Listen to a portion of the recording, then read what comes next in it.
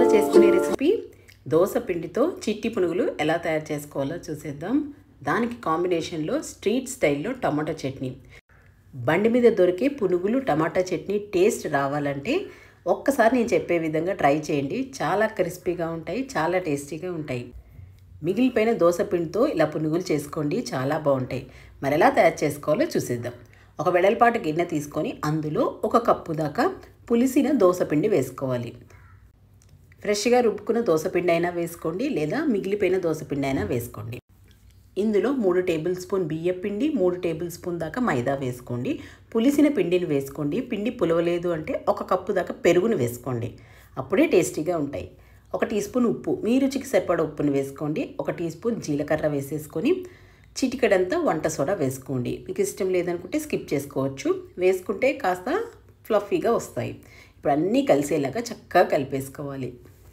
మీరు చేసుకునే dosa batter consistency బట్టి వాటర్ని అడ్జస్ట్ చేసుకోండి. నాకు ఇక్కడ కొంచెం బ్యాటర్ గట్టిగా ఉంది, అందుకని కొద్దిగా నీళ్లు వేసుకుంటూ కలుపుకుంటున్నాను. పిండి మరీ గట్టిగా మరీ జారుగా ఉండకూడదండి.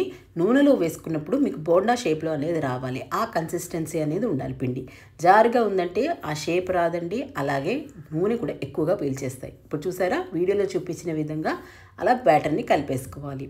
ఇప్పుడు ఇది పక్కన పెట్టేసుకుందాము. ఈలోగా టమాటా చట్నీ ప్రిపేర్ చేసుకుందాం. బండి మీద దొరికే టమాటా చట్నీ. ఒక గిన్నెలో ఒక 5-6 పచ్చిమిర్చి, ఒక 4 చిన్న సైజు పండిన టమాటాలు వేసేసుకోండి. మునిగినంత నీళ్లు వేసేసుకొని మంటను మీడియం ఫ్లేమ్లో పెట్టుకొని ఉడికించుకోవాలి. ఈ టమాటాలు మెత్తపడేంత వరకు ఉడికించుకోవాలి. చూసారా, టమాటాలు చక్కగా ఉడికిపోయాయి. ఇప్పుడు మిక్సీ జార్లో వేసేసుకొని చల్లారాక మొత్తంగా వేసేసుకోండి. 3 వెల్లుల్లి, అలాగే కొద్దిగా కొత్తిమీర, 1 టీ స్పూన్ అంతా జీలకర్ర, రుచికి సరిపడా ఉప్పు వేసేసుకొని మెత్తని పేస్ట్ లాగా టమాటా చట్నీ ఎలా రుబ్బుకుంటామో అలానే రుబ్బేసుకోండి. మిగిలిపోయిన వాటర్ ఉన్నాయి చూసారా, ఉడకపెట్టుకుని అందులోనే టమాటా చట్నీ వేసేసుకొని పల్చగా చేసుకోండి. బండి మీద దొరికి కొంచెం పల్చగా ఉంటుంది కాబట్టి టమాటా చట్నీ ఇక్కడ పల్చగా చేశాను. మీరు తినేదాన్ని బట్టి థిక్గా కావాలంటే అలాగే ఉంచేసుకోండి. పునుగుల్లోకి అలానే బాగుంటాయి. ఇప్పుడు డీప్ ఫ్రై సరిపడా నూనె వేసుకొని మంటను హై ఫ్లేమ్లో పెట్టుకొని, నూనె వేడిగా ఉండాలండి. వేడిగా ఉంటేనే పునుగు వేసిన వెంటనే నూనెలో తేలుతుంది, లేకపోతే కడాయి కతుక్కుపోతుంది.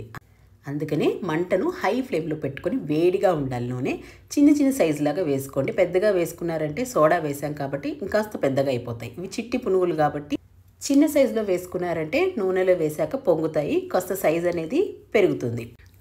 కలర్ చేంజ్ అయ్యేంత వరకు కలుపుకుంటూ గరిటెతో ఫ్రై చేసుకోవాలి.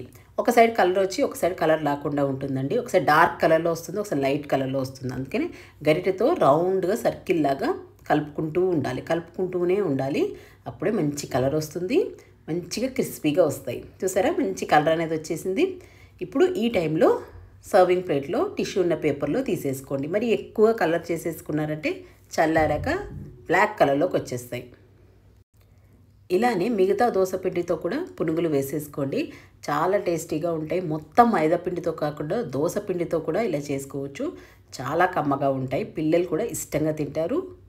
బండి మీద దొరికే టేస్ట్ రావాలంటే మీరు ఇలా తయారు చేసుకోండి టమాటా చట్నీ పునుగులు. దోస పిండి ఫ్రెష్ది వేసుకున్నారంటే 1 కప్పు దాకా పులిసిన పెరుగు వేసుకోండి.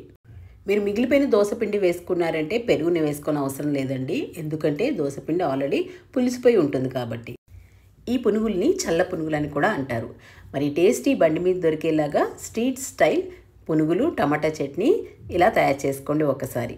మరి మీకు ఈ రెసిపీ నచ్చితే ఈ వీడియోని లైక్ చేయండి, షేర్ చేయండి, అలాగే సబ్స్క్రైబ్ చేసుకోవడం మాత్రం మర్చిపోకండి. Thank you for watching. మళ్ళీ నెక్స్ట్ వీడియోతో కలుద్దాం.